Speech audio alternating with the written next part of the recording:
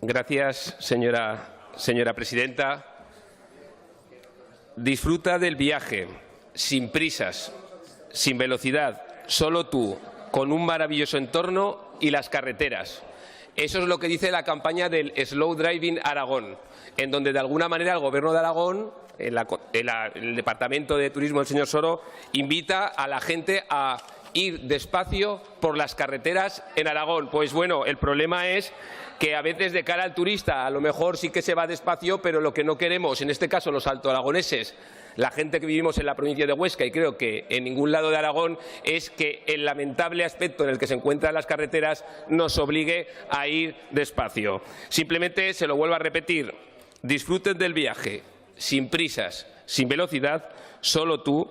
con el maravilloso entorno y la carretera. Bueno, la proposición no de ley que traemos a continuación es para intentar que a los habitantes y a los vecinos de la provincia de Huesca y del Alto Aragón no se nos obligue a practicar el slow driving de forma forzosa debido al mal estado de las carreteras. Y lo que traemos aquí no es una crítica barata o populista o demagógica al respecto. Simplemente lo que queremos es traer una proposición no de ley que además se aprobó y se apoyó por unanimidad por todas las fuerzas políticas, por unanimidad en la Diputación Provincial de Huesca, para intentar que, en primer lugar, se aumentara de forma importante la dotación presupuestaria para lo que son las mejoras y el acondicionamiento de las carreteras autonómicas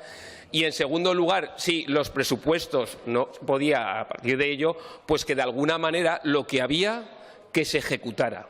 Lo que estaba en los últimos presupuestos que se ejecutara, porque hay que recordar que en el último presupuesto del 2018 se dejaron sin ejecutar 24 millones de euros para acondicionar carreteras. Por tanto, nosotros simplemente lo que pedimos es que a los vecinos y habitantes del Alto Aragón no se nos obligue a practicar un slow driving forzoso, sino simplemente que, ya que no da tiempo, por lo menos que se ejecuten las partidas que están destinadas para acondicionar las carreteras autonómicas.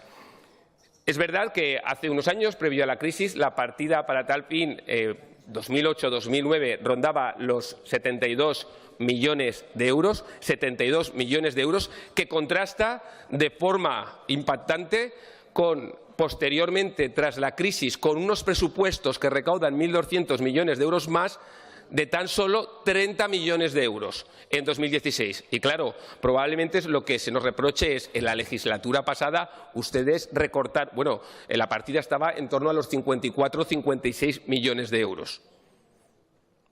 Lo que queremos es que, de alguna manera, en ese último presupuesto,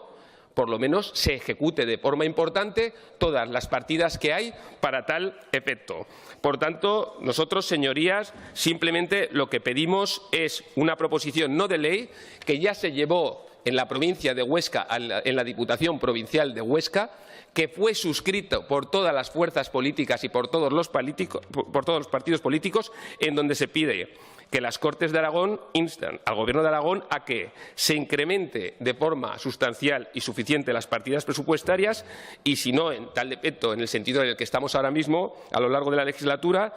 por lo menos la gestión de su ejecución destinada a inversiones en la red autonómica de carreteras, para el mantenimiento, conservación y seguridad vial, así como para las actuaciones integrales de refuerzo y acondicionamiento de estas vías, por su carácter esencial para la vida y futuro del Alto Aragón y también para sus habitantes. Simplemente reiterar que esto en la provincia de Huesca se suscribió por parte de todos